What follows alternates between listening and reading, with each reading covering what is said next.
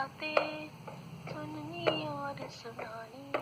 आओ बच्चों तुम्हें सुना अच्छी एक कहानी। सुनो कहानी, आओ सुनो कहानी। सुनो कहानी, आओ सुनो कहानी। बच्चों, आज हम सुनेंगे कहानी सफलता का रहस्य। प्राचीन काल की बात है। संस्कृत के ज्ञाता एक विद्वान गुरु थे। अपने पांडित्य के लिए वे दूर दूर तक प्रसिद्ध थे। देश देशांतर से विद्यार्थी उनकी पाठशाला में पढ़ने आया करते थे। उस पाठशाला में जो विद्यार्थी अध्ययन करते थे वह भी ज्ञानी बन जाते थे। इसका कारण था कि गुरु बड़ी तन्मयता से विद्यार्थियों को पढ़ाते थे। वे सबका ध्यान रखते थे। उसी आश्रम में वोपदेव नाम का एक छात्र भी रहता था। उसके माता पिता ने सोचा कि वह आश्रम में रहकर विद्वान बनेगा, गुरु के पास रहकर सदाचारी बनेगा। परंतु वोपदेव का मन पढ़ाई में नहीं लगता था। गुरु कक्षा में पढ़ाते थे तो वोपदेव कभी बाहर देखता रहता था तो कभी किसी साथी से बातें करने लग जाता था। उसने सोच लिया था कि मेरे भाग्य में पढ़ना लिखना है ही नहीं। गुरु जी को बड़ा दुख होता था कि वोपदेव यदि परिश्रम नहीं करेगा तो मूर्ख ही रह जाएगा। उन्होंने वोपदेव को कई बार समझाया कि बेटा, मनुष्य का भाग्य वैसा ही बन जाता है जैसा वह कार्य करता है। विद्यार्थी जीवन का स्वर्ण काल होता है। तुम इस समय जितना श्रम करोगे उतने ही महान बनोगे। परंतु वोपदेव की समझ में गुरु जी की बातें तो आती ही नहीं थी। उसे तो काम से जी चुराने की आदत पड़ गई थी। खाली दिमाग शैतान का घर भी होता है। वोपदेव सारे दिन तरह तरह की शरारतें भी किया करता था। एक दिन वोपदेव ने किसी हिरनी के नए पैदा हुए बच्चे को छिपा दिया। हिरनी बेचारी चारों ओर परेशान होकर बच्चे की खोज कर रही थी, व्याकुल हो रही थी। खोज करने पर बच्चा आखिर एक कुटी में बंद मिला। पता लगा कि सारी शरारत वोपदेव की है। गुरुजी के पास ये सारी बातें पहुंची। उन्हें बड़ा क्रोध आया। वोपदेव एक तो पढ़ता नहीं है, दूसरे वह प्राणियों को सताना भी सीख गया है। सारे दिन गलत सलत कार्य करता रहता है।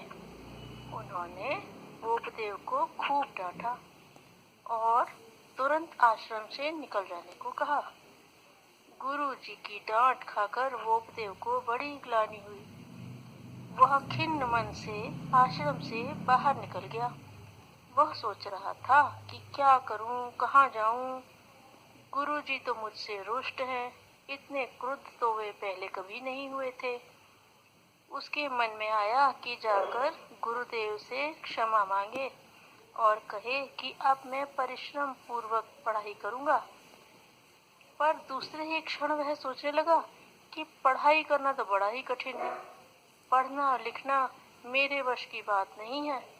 मैं तो अब पिछड़ भी बहुत गया हूँ। सभी आगे बढ़ गए हैं और वे मुझे मूर्ख कहकर चिढ़ाते रहते हैं। विचारों में मग्न वोपदेव चला जा रहा था। सहसा उसे प्यास लगी। बरगद के वृक्ष के नीचे एक कुएं पर अनेक स्त्रियां पानी भर रही थीं। वोपदेव उनके पास पहुंचा और थोड़ा पानी मांगा। पानी पीकर उसने देखा कि कुएं की जगत पर कई गोल गोल गड्ढे बने हुए हैं। गड्ढे किस प्रकार हो गए, वह यह बात समझ न पाया। उसने एक महिला से पूछा, माता जी, इस पत्थर में ये गड्ढे कैसे पड़ गए हैं? वह स्त्री बोली, हम सब अपने घड़ों में पानी भरकर पत्थर पर रखती हैं ना, तो बार बार पत्थर पर घड़ा रखने से मिट्टी का घिसाव पत्थर पर पड़ता है और कठोर पत्थर में भी गड्ढा बन जाता है। इस पर वोकदेव ने मन में सोचा कि वह कुछ देर वहां खड़ा खड़ा उन गड्ढों को देखता रहे। फिर वह सोचता रहा कि ये कैसे हो गया होगा। उस स्त्री ने पूछा, बेटे, तुम बड़े उदास से दिख रहे हो, क्या बात है? यहाँ सांझ से झुटपुट में इस तरह अकेले क्यों खड़े हो? कहाँ जाना है तुम्हें? उस नारी की स्नेह सिक्त वाणी सुनकर वोकदेव की आंखें भर आईं। उसने सारी कथा सुनाई कि किस प्रकार गुरुजी ने के आश्रम से वह निकाल दिया गया है। सारी बात ध्यान से सुनकर महिला ने समझाया, मुन्ने, संसार में ऐसा कौन सा कार्य है जो निरंतर अभ्यास और लगन से पूरा नहीं होता। इस मिट्टी के घड़े को ही देखो, कहाँ मिट्टी कहाँ पत्थर, दोनों की तुलना ही क्या है। पर निरंतर अभ्यास से मिट्टी पत्थर में भी गड्ढे बना देती है। तुम भी इस प्रकार यदि निरंतर मन लगाओ और पढ़ाई करो तो विद्वान बन सकते हो।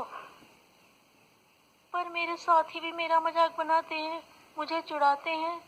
वोकदेव बोला, चिढ़ाएंगे नहीं, वे तो पढ़ लिख कर कितना सीख गए। तुमने अपने जीवन के 3 वर्ष यूं ही व्यर्थ गंवा दिए।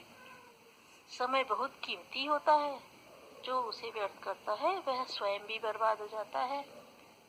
तुम अभी भी जाओ, गुरु से क्षमा मांगो और मन लगाकर पढ़ाई करो, इसी में तुम्हारा कल्याण है।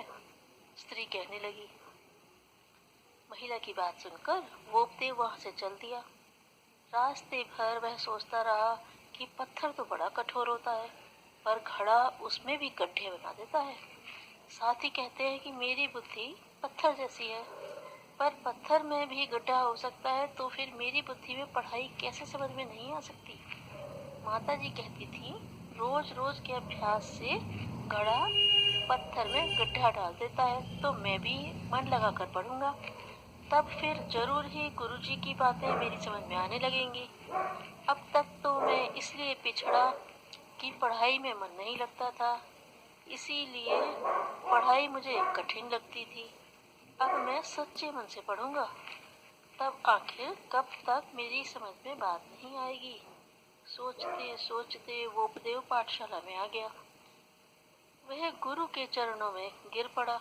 रूंधे हुए कंठ से बोला, गुरुदेव, मुझे अज्ञानी को क्षमा कर दीजिए। आपकी बात न मानकर मैंने अपना बहुत समय बेकार किया है। अब मैं मन लगाकर पढ़ूंगा। उसकी बात सुनकर गुरु ने प्रसन्नता से उसे गले से लगा लिया। वोकदेव ने फिर पूछा, गुरुजी, मिट्टी का घड़ा पत्थर में गड्ढा कर देता है, क्या मैं भी रोज रोज पढ़कर विद्वान बन सकता हूँ? हाँ हाँ, क्यों नहीं बन सकते वत्स। प्रतिदिन मन लगाकर जो काम करते हैं उसमें जरूर सफलता मिलती है, तब बड़े बड़े काम भी पूरे हो जाते हैं, गुरुजी ने समझाया। उसी दिन से वोकदेव ने बड़ी लगन से पढ़ना शुरू कर दिया। थोड़े ही दिनों में वह अपनी लगन से विद्वान बन गया। ऐसा कौन सा काम है जिसे पूरे मन से करने की हम कोशिश करें तो वह पूरा ना हो। वोकदेव ने संस्कृत व्याकरण की एक पुस्तक भी लिखी, जिसका नाम है मुग्ध बोध। इसमें उन्होंने बड़े सरल सुबोध ढंग से संस्कृत भाषा का ज्ञान कराया है। आज भी वे अपने इस ग्रंथ के कारण प्रसिद्ध हैं। निरंतर अभ्यास और परिश्रम से सभी कार्य सफल होते हैं।